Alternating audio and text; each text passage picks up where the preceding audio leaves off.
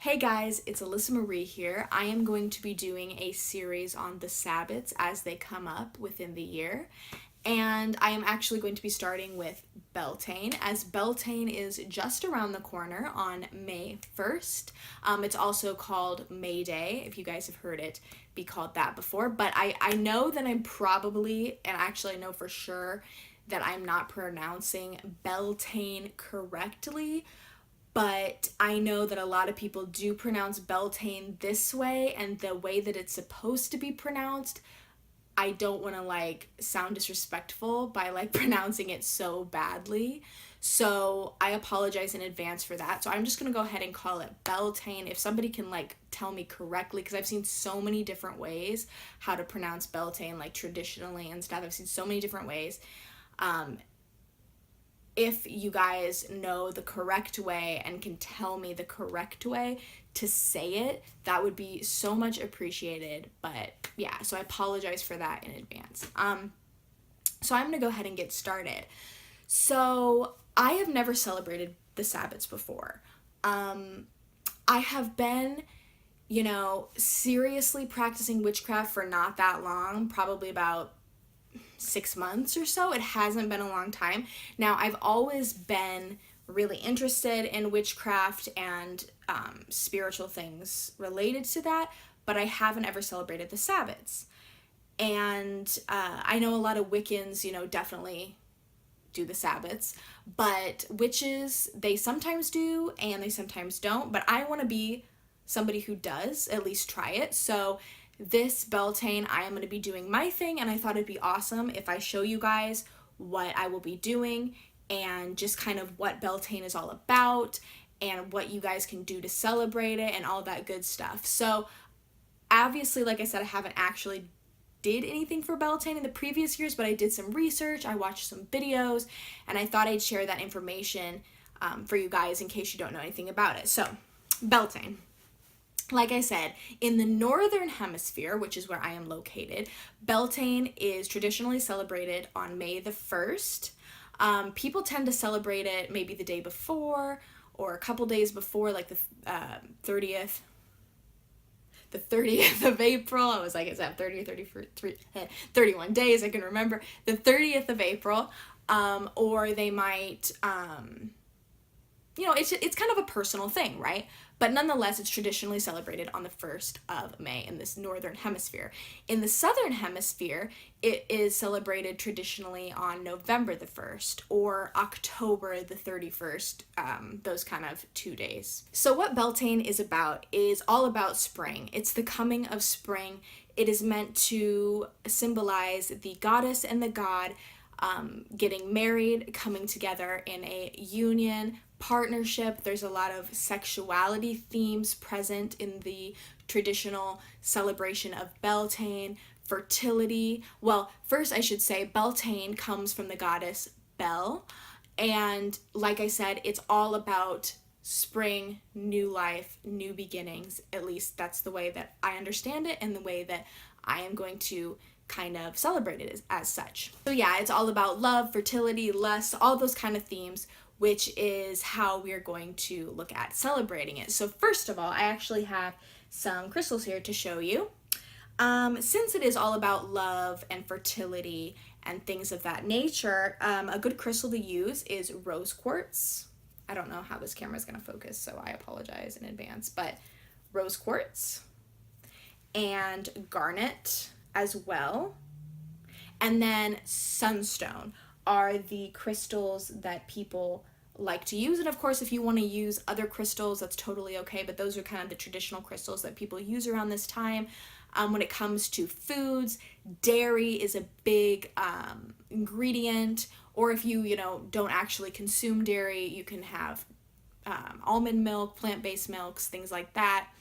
Also oats, I saw. Actually heard Harmony Nice talk about this. Oats are for good luck, and so it's really nice if you put oats in your food. Like you can have oat breads, oat cookies, oatmeal, and you can even cast a circle instead of with water, salt, those kind of things. You can use oats. So I think that's pretty cool. But if you're looking for some type of activities you can do, you can make flower crowns, you can decorate your altar with flowers. I right now don't have any flowers on my altar.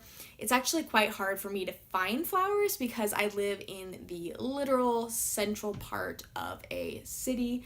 There are no flowers, and I can't just, like pick flowers off people's things. That would be bad. They're not my flowers, and plus I don't want to just take things from plants without replanting.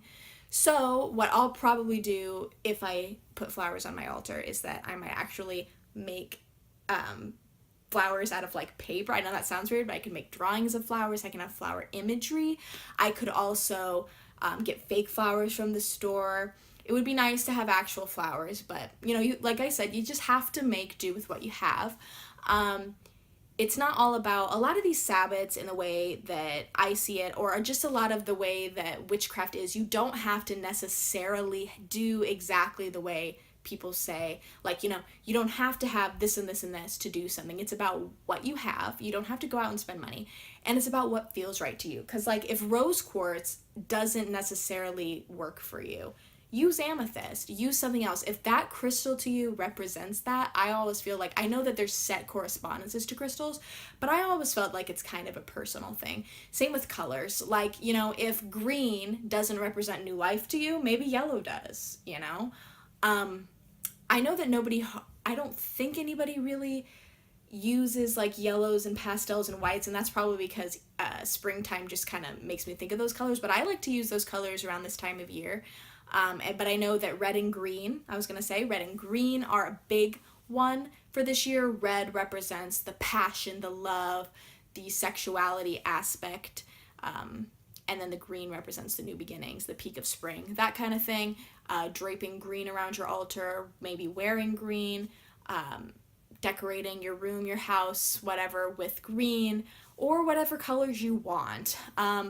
The colors that remind me of spring, honestly, is like white, because I look at it as innocence. Like this, spring is blooming, things are innocent, things are in their beginning years of life, like baby animals and flowers, and that's the way I view it. I also see obviously the green, but white is a big one for me, and yellows and things like that. The yellow makes me think of the sun, because the sun is obviously more shining. Sorry about I know I say this all the time, but the lighting, guys, lighting is never going to be good in my apartment. I don't know why I apologize so much for it, because that's just the way it is. I live on the bottom floor. There will never be light. I have the window blinds open as much as I can, but I have the light on. It's just impossible, but that's okay. Someday I won't live in this apartment, and someday I will have a better place to film, but for now.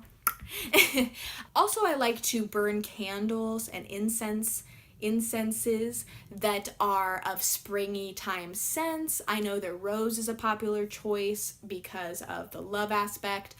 I'm not a big fan of rose, to be honest, so I like actually candles that might be scented like lilac, or I have a candle over there, and it's like called Garden Rain. I love the scent of like rain, so that's another big one for me, because obviously rain, spring, Also, you guys can do a maypole. I'm sure you guys have heard of a maypole. Basically what it is there will be a pole, there will be a wreath around the pole, and then there'll be ribbons, and then people hold on to the ribbons, dance around, walk around the pole. The pole is meant to represent the penis of the god, and the wreath is meant to represent the vagina of the goddess, and it's all about the coming together, sexual coupling of the god and the goddess. So that's what that's about. Hand fasting is another one. That is a Wiccan wedding, basically. Or even if it's not really a wedding, I know that there's things you can do where you do the same kind of thing, and it can just be between you and a partner. You wrap the ribbon around your hands. If you want to do any types of things with your partner, or if you have, like I said, a boyfriend, a girlfriend, a wife, a husband, a sexual partner to do these things with. You can meditate with one another if you're comfortable with that. There's obviously lots of spells and rituals that you can find online. Of course, I always like to say, though, if you do want to do a certain spell or a certain ritual, to really try to do that ritual. You don't have to, but I think that it's more magical if you plan it and make it yourself. Now, that's not saying you have to make everything from scratch, but like maybe add your own little correspondences, your own deities, your own mythical beings into the ritual, add your own words, things like that. It's good to make things your own. I know that another thing for Beltane would be having a bath, having like a nice ritual, a bath before a ritual with springy time things like having rosebuds, rose petals, daisies, essential oils that are springtime scents that represent love scents. There's a bunch of things, and I'm sure I'm forgetting stuff, but there's a butt ton of things that you guys can do for Beltane.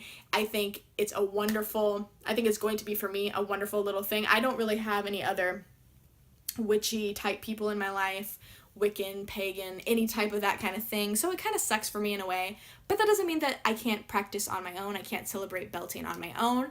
I know that I'm probably going to be making some food for Beltane. I'm probably going to be making some oatmeal cookies, and having some milk with that because dairy is prominent. I might be making flower crowns. I probably will have to make them out of fake flowers, which is so sad because I would love to make them out of real flowers, but I will probably do that. I'm gonna probably be doing a reading for you guys, so stay tuned for that. I don't know if it'll exactly be on, actually, yeah, I think it will be. I think I can actually make it on Beltane because, yeah, I think I can.